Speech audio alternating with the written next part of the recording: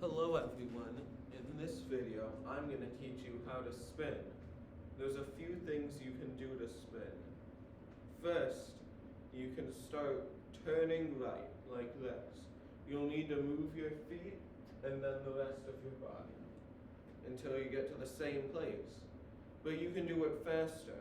One of the easiest ways to turn in 2 steps is to first rotate your right foot 180 degrees and then rotate your left foot around.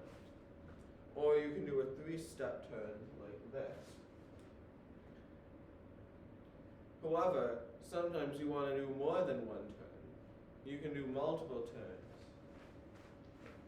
turns. Oftentimes, if you're doing a lot of turns, putting your arms out is easy to do, and it helps your balance. Then, there are a few techniques to do ultimate turning. You can go like this. This is because if you jump really fast while turning, you'll keep propelling yourself in the same direction.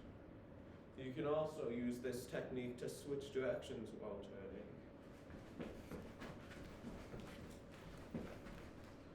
Anyway, spinning, it's very cool.